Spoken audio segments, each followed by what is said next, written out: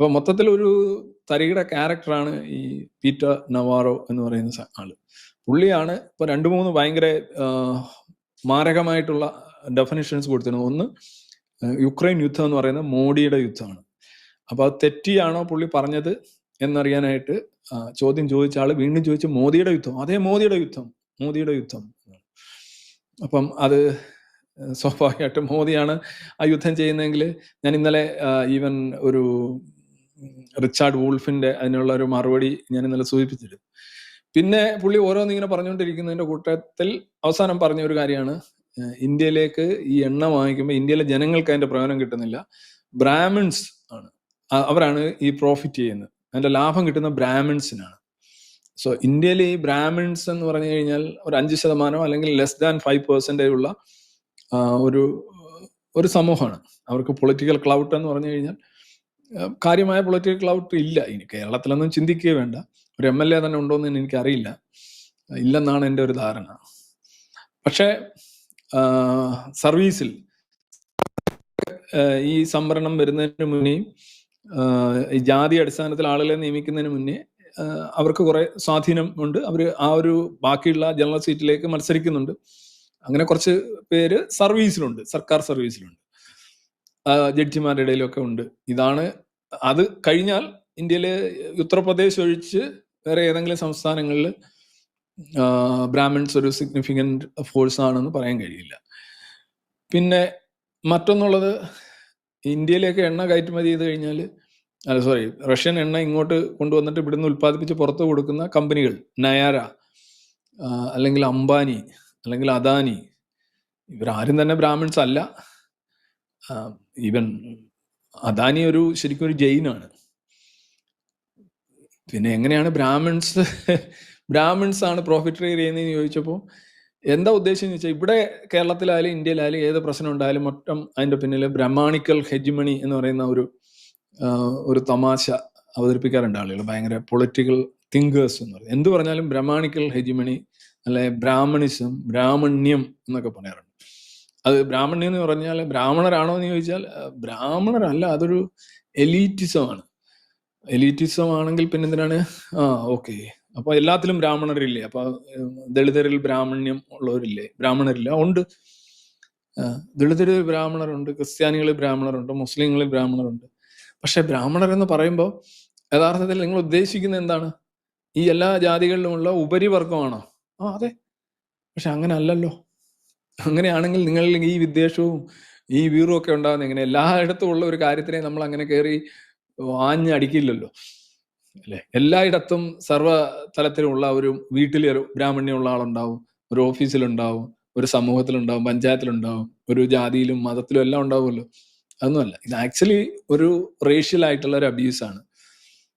ഒരു കാലഘട്ടത്തിൽ ബ്രാഹ്മണർക്ക് ഇന്ത്യയിൽ ഉണ്ടായിരുന്ന ആധിപത്യം, ഈ പേഷ്വമാരുടെ കാലത്തിൽ അങ്ങനെയൊക്കെയുള്ള ചില ഭരണകൂടങ്ങളും അവരുണ്ടായിട്ടുണ്ട്. അപ്പൊ അതിപ്പോ ഒരു പഴയ കാലത്ത് അങ്ങനെയായിരുന്നു. പഴയ കാലത്ത് അതും വ്യാപകമായി എന്ന് പറയാൻ കഴിയില്ല, കൂടുതലും ക്ഷത്രിയരാണ് ഇന്ത്യ രാജ്യം ഭരിച്ചിട്ടുള്ളത്. അത് വെച്ചുകൊണ്ട് എല്ലാത്തിനും ഒരു വോക്ക് ലെഫ്റ്റ് സാധനമുണ്ട്, എല്ലാത്തിനും ബ്രാഹ്മണ്യം എന്ന് പറയുന്ന സംഗതി. പിന്നെ വേറെ ഇവിടുത്തെ ഉള്ള ഒരു സ്ഥിരം പൊളിറ്റിക്സ് ആണ് ജാതി രാഷ്ട്രീയം. ഇന്ത്യയിലെ പ്രധാനപ്പെട്ട രാഷ്ട്രീയക്കാരെല്ലാം ജാതി ഒലിപ്പിച്ച് നടക്കുകയാണ്. ജാതി പറഞ്ഞ് ആ ജാതിയെ ഈ ജാതിക്കെതിരെ തിരിച്ച്, ഒരു ന്യൂനപക്ഷ ജാതി ഭൂരിപക്ഷ ജാതിക്കെതിരെ തിരിച്ച് എങ്ങനെയാണ് തനിക്ക് അധികാരം നുകരാനും തനിക്ക് തൻ്റെ ഒരു മേന്മ അല്ലെ തൻ്റെ ഒരു രക്ഷ അത് എന്താണ് സഹായിക്കുന്നത് അത് പറഞ്ഞുകൊണ്ടിരിക്കുകയാണ്. അപ്പൊ അതേപോലെയാണ് ഇദ്ദേഹം, നമുക്ക് തോന്നും ഈ പീറ്റർ നവാരോ പറഞ്ഞിരിക്കുന്നത്, ഇന്ത്യയിലെ ബ്രാഹ്മണന്മാരാണ് എണ്ണ വാങ്ങിച്ചതിൽ ലാഭം കൊയ്യുന്നത്, ബാക്കി ജനങ്ങൾക്കൊന്നും കിട്ടുന്നില്ല. ഒന്ന്, ഇന്ത്യയിലെ എണ്ണ വാങ്ങിക്കുന്ന പൊതുമേഖലാ സ്ഥാപനങ്ങളാണ്. പിന്നെ അത് കഴിഞ്ഞാൽ ഈ റിലയൻസ്, അദാനി അല്ലെങ്കിൽ നയര ഒക്കെ പോലുള്ള കമ്പനികളാണ്. എല്ലാവരും ബ്രാഹ്മൺസ് ഇല്ല. ഒരാൾ ഉടമ എങ്ങാനും ഉണ്ടായിരുന്നെങ്കിൽ പോലും പറയായിരുന്നു.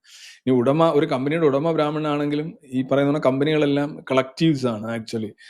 അതിന്റെ ലാഭം, കമ്പനിയുടെ മൊത്തത്തിലുള്ള ലാഭം, അത് ഒരുപാട് പേർക്ക് അതിന്റെ ഗുണം കിട്ടുന്നുണ്ട്. അതിൽ വളരെ ന്യൂനപക്ഷേ ബ്രാഹ്മൺസ് ഉണ്ടാകാൻ കഴിയുള്ളൂ. കാര്യം ഇന്ത്യൻ പോപ്പുലേഷന്റെ വെച്ച് നോക്കുമ്പോഴാണ് ഞാൻ പറഞ്ഞത്. പക്ഷെ ഇങ്ങനെ പുള്ളി എന്തുകൊണ്ടാണ് പറഞ്ഞത്?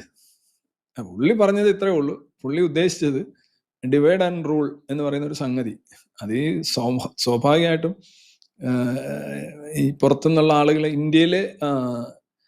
ഇന്ത്യയിലോട് പറയാണ്. അതായത് നിങ്ങൾ മനസ്സിലാക്കണം ഇന്ത്യക്കാരെ, ഈ യുക്രൈനെ ആക്രമിക്കാനായിട്ട് റഷ്യൻ എണ്ണ ഇന്ത്യയിൽ വാങ്ങിക്കുന്നെങ്കിലും ഇന്ത്യക്കാർക്ക് അതുകൊണ്ട് പ്രയോജനമില്ല. മറിച്ച് ഇന്ത്യയിലെ ഒരു എലീറ്റ് ക്ലാസ് ആയിട്ടുള്ള ബ്രാഹ്മൺസ് മാത്രമാണ് അതിന്റെ ഇത് കൊടുക്കുന്നതെന്നുള്ളതാണ്. അപ്പം പുള്ളി ഇതിങ്ങനെ പറഞ്ഞെങ്കിലും പുള്ളി ഇത് ജാതിപരമായിട്ടാണ് പറഞ്ഞെന്നുള്ള ധാരണ പുള്ളിക്ക് ഉണ്ടോ എന്ന് എനിക്കറിയില്ല. പക്ഷെ ഇന്ത്യയിൽ ഇത് എപ്പോഴും ഒരു ജാതി കാർഡാണ് ഇന്ത്യയില്. പുള്ളി ഒരുപക്ഷെ എലീറ്റിസം ആയിരിക്കും. ബ്രാഹ്മിൺസ് ഓഫ് ബോസ്റ്റൺ എന്നൊക്കെയുള്ള പ്രയോഗങ്ങളെ കുറിച്ചൊക്കെ ഇവിടെ പലരും പറയുന്നുണ്ട്. അതൊരു എലീറ്റ് ക്ലാസ് എന്നുള്ള രീതിയിലാണ്, അല്ലെങ്കിൽ സമ്പത്തുള്ളവർ, അല്ലെങ്കിൽ ഇൻഫ്ലുവൻസ് ഉള്ളവർ, people of influence and wealth എന്നുള്ള രീതിയിൽ പറഞ്ഞതാണ് എന്നാണ് ഇവിടെയൊക്കെയുള്ള പല അമേരിക്കൻ ടേമുകളുമായിട്ട് നല്ല എന്താ പറയുക, ഇപ്പൊ സാഗരിക ഘോഷ് ഒക്കെ പോലെയുള്ള പത്രലേഖകരൊക്കെ പറയുന്നത്. ചിലപ്പോൾ ആയിരിക്കും പുള്ളി ഇവിടുത്തെ ഈ എന്താ പറയുന്നത് ജാതി രാഷ്ട്രീയം ആയിരിക്കത്തില്ല പുള്ളി ഉദ്ദേശിച്ചത്. പക്ഷെ പുള്ളി എന്തായാലും പറഞ്ഞു വരുമ്പോൾ ഇത് ഇന്ത്യയിലെ എന്തിലും ബ്രാഹ്മണരെ പ്രതിസ്ഥാനത്ത് നിർത്തുന്ന ഒരു രീതിയുണ്ട്. ഇപ്പൊ തമിഴ്നാട്ടിലൊക്കെ ആയാലും എല്ലായിടത്തും. അപ്പൊ ആ ഒരു സംഗതിയിലാണ് ഈ കുത്തിത്തിരിപ്പ് രാഷ്ട്രീയമാണോ പുള്ളി പറഞ്ഞത് എന്നുള്ള ഇത് ഭയങ്കരമായിട്ട് ശക്തമായി. അങ്ങനെ വന്നപ്പോൾ മാത്രമല്ല, അങ്ങനെയാണെങ്കിൽ ഈ എന്താ പറയാ ജാതി സെൻസസ് പോലും അമേരിക്കൻ ഡീപ് സ്റ്റേറ്റിന്റെ സൃഷ്ടിയാണോ എന്നൊക്കെ പറഞ്ഞ കുറെ ലേഖനങ്ങൾ 2 ദിവസമായിട്ട് കാണുന്നുണ്ട്. മേ ബി പീറ്റർ നവാറോ അതൊന്നും ഉദ്ദേശിച്ച് പറഞ്ഞായിരിക്കില്ല കേട്ടോ. പീറ്റർ നവാറോ ബ്രാഹ്മൺ എന്ന് പറയുമ്പോൾ ഇന്ത്യയിലെ എലീറ്റ് ക്ലാസ്, അത് അദാനിയോ അംബാനിയോ ഒക്കെ ആയിരിക്കും ഉദ്ദേശിച്ചിട്ടുണ്ടോ പുള്ളി എന്നാണ് ഞാൻ മനസ്സിലാക്കുന്നത്. കാരണം പുള്ളിക്ക് ഇങ്ങനെ ഇവിടുത്തെ ഒരു ജാതി രാഷ്ട്രീയം ഇവിടെ ഇന്ത്യയിൽ ഒരാൾ പറയുകയാണെങ്കിൽ നമുക്ക് മനസ്സിലാക്കാം അത് തന്നെയാണ് ഉദ്ദേശിക്കുന്നത്. പക്ഷെ പീറ്റർ നവാറോ അതാണെന്ന് ഉദ്ദേശിക്കുന്നത്. പക്ഷെ പുള്ളി ഒരു വളരെ ലൂസാണ്. പുള്ളി എന്താണ് പറയുന്നത്, പുള്ളി പറയുന്നതിലും ചെയ്യുന്നതിലും കാര്യങ്ങളിലൊന്നും പുള്ളിക്കൊരു കാര്യമായ നിയന്ത്രണം. മോദീസ് വാർ എന്ന് പറയുമ്പോൾ എന്താ ഉദ്ദേശിക്കുന്നത്? അങ്ങനെയാണെങ്കിൽ എല്ലാ യുക്രൈനും ഇന്ത്യയുടെ ഇന്ന് വാങ്ങിച്ചിട്ടുണ്ട്. അപ്പൊ യുക്രൈന്റെ ഈ പെട്രോളിയം ഉൽപ്പന്നങ്ങൾ വാങ്ങിയിട്ടുണ്ട്. പിന്നെ എന്തിനേറെ പറയുന്നത്, ഇന്നലെ ഷാങ്ഹായ് കോർപ്പറേഷനിൽ അതിനോടനുബന്ധിച്ചൊരു മീറ്റിംഗിൽ ആരൊക്കെയാണ് കണ്ടത്? പുട്ടിനെ കണ്ടത് നേപ്പാളിന്റെ പ്രധാനമന്ത്രി കണ്ടു. നേപ്പാളിന്റെ പ്രധാനമന്ത്രി അങ്ങോട്ട് വിളിച്ചു. നേപ്പാളിന്റെ പ്രധാനമന്ത്രി നേപ്പാളിലേക്ക് പുട്ടിനെ വിളിച്ചു. നേപ്പാളിലൊന്നും ഒരു റഷ്യയുടെ ആരും ചെന്നിട്ടില്ല ഇതുവരെ. അതിന്റെ കൂടെ ഷബാസ് ഷെരീഫ് ഉണ്ടായിരുന്നു. ഷബാസ് ഷെരീഫ് അവിടെ നിന്ന് സംസാരിച്ചു. അപ്പൊ എന്താ ഷബാസ് ഷെരീഫ് പറഞ്ഞ ഒരു കാര്യം എന്താണ്? അവസാനം പറഞ്ഞത് നിങ്ങൾ ഇന്ത്യയായിട്ട് സഹകരിക്കുന്നു, ഞങ്ങൾക്ക് ഒരു പ്രശ്നവുമില്ല, നല്ലത്, പെർഫെക്റ്റ്, എന്നാൽ നമുക്കും ഒന്ന് സഹകരിക്കാം, അതിന്റെ കൂടെ ഒരു കുഴപ്പമില്ല. എന്നാൽ ഈ പ്രസംഗം തുടങ്ങിയപ്പോൾ പുള്ളി പറഞ്ഞെന്താ അറിയാ, നമ്മളുള്ള സഹകരണം ഭയങ്കര ഇതായിരുന്നു, നിങ്ങൾ ഞങ്ങളെ ഒരുപാട് സപ്പോർട്ട് ചെയ്തിട്ടുണ്ട്. അത് എവിടെയാണെന്ന് അറിയില്ല. അതിലൊരു സപ്പോർട്ട് എന്ന് പറഞ്ഞു കഴിഞ്ഞാൽ നിങ്ങളുടെ റഷ്യൻ, അതായത് യുക്രൈൻ യുദ്ധത്തിന് ശേഷം ഇന്ത്യ എണ്ണ വാങ്ങിക്കുന്നത് കണ്ട് പാകിസ്ഥാൻ എണ്ണ വാങ്ങിച്ചു. പക്ഷെ പാകിസ്ഥാൻ എണ്ണ വാങ്ങിച്ചതെന്ന് പറഞ്ഞു കഴിഞ്ഞാൽ പാകിസ്ഥാൻ മൊത്തം വാങ്ങിച്ച എണ്ണ ഇന്ത്യ വാങ്ങിച്ച ഏതാനും ദിവസം എണ്ണ മാത്രമേ ഉള്ളൂ. പിന്നെ എണ്ണ വാങ്ങിക്കാനായിട്ട് ഫോറിൻ കറൻസിയുടെ പ്രശ്നം വന്നു വരും. ഒന്നാമത് പാകിസ്ഥാന്റെ പൈസ ഇല്ല. അങ്ങനെ കുറെ ബോട്ടിൽ നെക്സ് വന്നത് കാരണം പാകിസ്ഥാന് വാങ്ങിക്കാൻ കഴിഞ്ഞില്ല. പക്ഷെ ഈ റഷ്യൻ എണ്ണ പാകിസ്ഥാനും വാങ്ങിയിട്ടുണ്ടെന്ന് ഇന്നലെ പുടിനോട് ഷബാസ് ഷെരീഫ് പറയുന്നത് നമുക്ക് കാണാം. അത് പബ്ലിക്കായിട്ടുള്ള മീറ്റിംഗ് ആയിരുന്നു. പുള്ളി പറയുന്നുണ്ട്, ഞങ്ങൾ അന്ന് വാങ്ങിച്ചു, പിന്നെ അങ്ങോട്ട് വാങ്ങിക്കാൻ പറ്റിയില്ല. ഇത് അമേരിക്ക കേൾക്കുന്നുണ്ടോ? ഇത് എത്ര ഈ പീറ്റർ നവാറോ റഷ്യൻ എണ്ണ ഇന്ത്യ വാങ്ങിക്കുന്നതൊക്കെ എന്തോ വലിയ വമ്പൻ പാപമായിട്ട് വെച്ചാണല്ലോ ഈ അഡീഷണൽ താരിഫ്, പ്യൂണിറ്റി താരിഫ് വെച്ചിരിക്കുന്നത്. എന്നാലും പാകിസ്ഥാൻ പറഞ്ഞു ഞങ്ങൾ വാങ്ങിച്ചിട്ടുണ്ട്. ഇത് ഷബാസ് ഷെരീഫിന് അത് അവിടെ പറയേണ്ട ഒരു കാര്യമില്ല. പക്ഷെ എന്തിനാ പറഞ്ഞത് എനിക്കറിയില്ല. പക്ഷെ ഞാൻ പറഞ്ഞത്, മോദിയുടെ യുദ്ധമാണെന്നുണ്ടെങ്കിൽ പാകിസ്ഥാന്റെ യുദ്ധമാണത്. ഇത് പാകിസ്ഥാന്റെ യുദ്ധമാണ്. പക്ഷെ പാകിസ്ഥാനെ അങ്ങനെ അല്ലല്ലോ ഇവർ കാണുന്നത്.